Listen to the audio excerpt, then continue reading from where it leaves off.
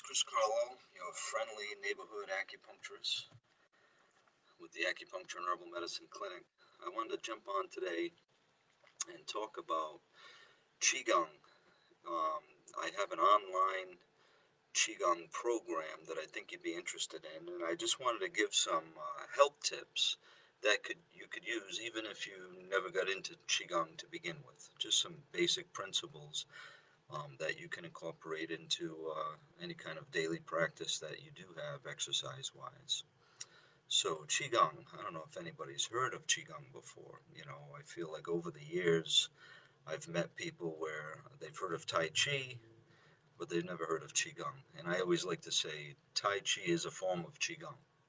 Qigong is like an exercise that has a focus on energy and promoting a good flow of energy through the body. The body is a um, bioelectric kind of thing. We have bioelectricity floating through us. Um, the surroundings that we're in, around us are electrical, okay, in nature.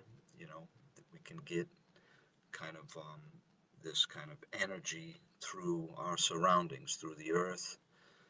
There's this kind of diametrically opposed forces, things that are above, things that are below. The earth is a great source of energy. And when we practice Qigong and Tai Chi, we talk in terms of energy and communing with the natural energy around us, connecting with that, drawing that in, um, opening ourselves to that. And through Qigong, you can learn how to do that efficiently. Okay.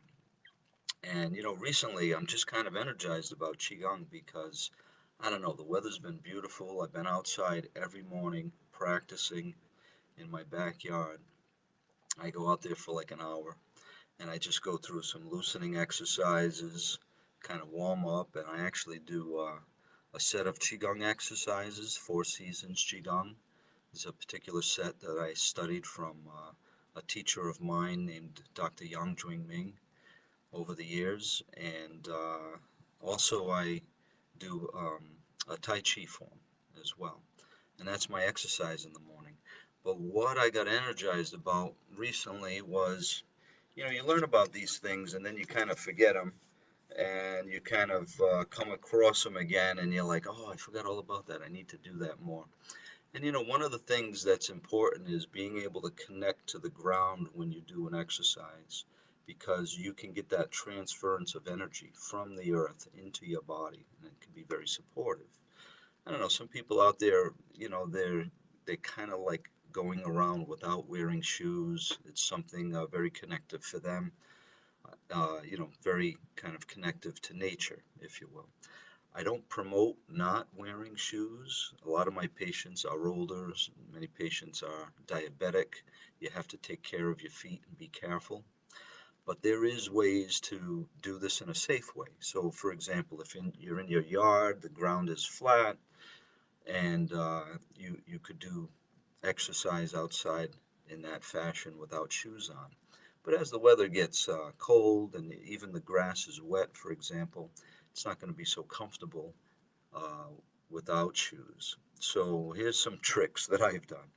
I've actually gone out with a heavy pair of socks. Like right now, it could be kind of cool, and just wear a pair of socks that you don't care they get dirty. You wash them, but it'll help protect your feet. But you'll still be connective to the ground. You want natural material like cotton, as opposed to say maybe polyester.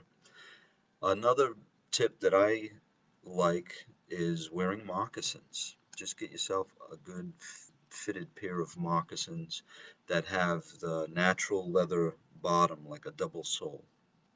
Don't get like moccasins or shoes with a rubber bottom, because rubber is going to be like an insulator and it's going to block the connection as far as energy from the earth into your body.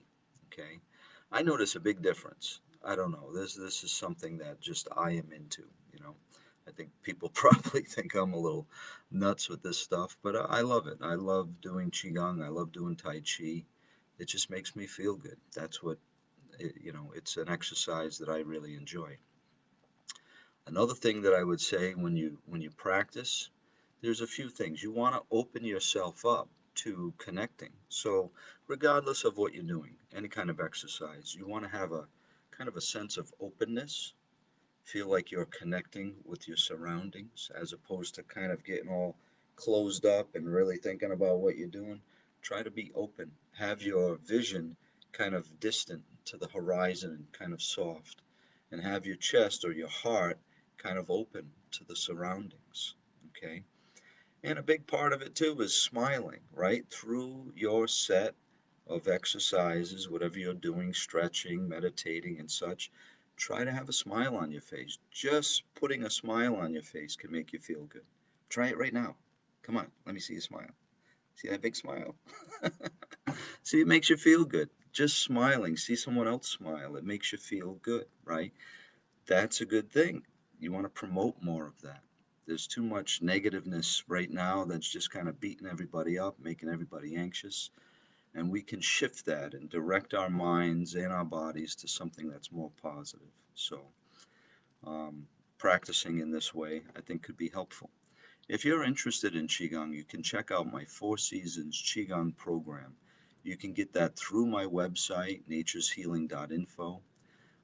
It's going to direct you to a online forum.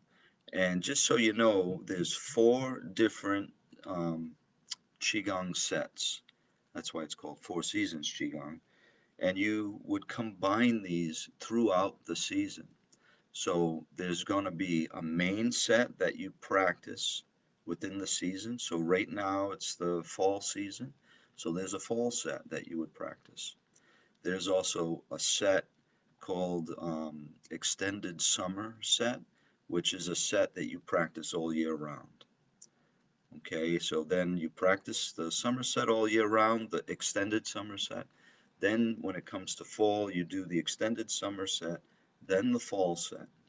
And then as you get close to the next season, you start integrating the next set and letting go of the previous season's set. So as I get closer to winter, I start integrating the winter set.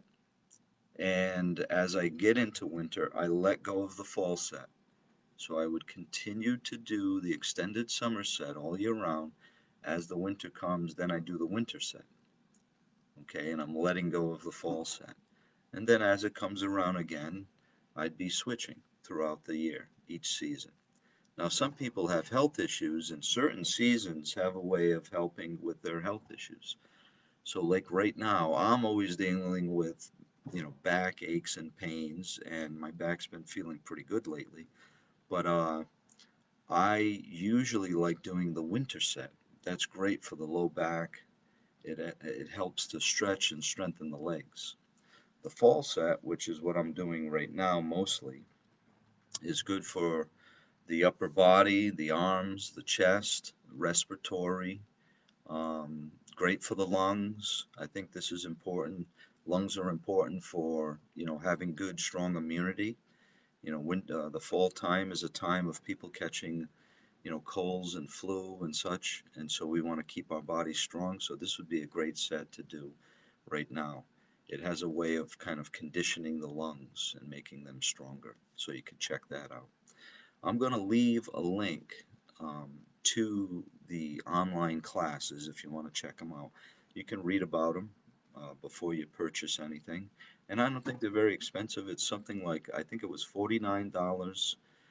And there's a bunch of different exercises, basically videos that you would learn individually, and then you put them together yourself. And there's some reading material on how to do the sets, do the forms. Okay, and you can always chat me up and connect with me on Facebook if you've got specific questions about the form. I hope you found this informative, and if you got questions, let me know. And until next time, keep on the sunny side.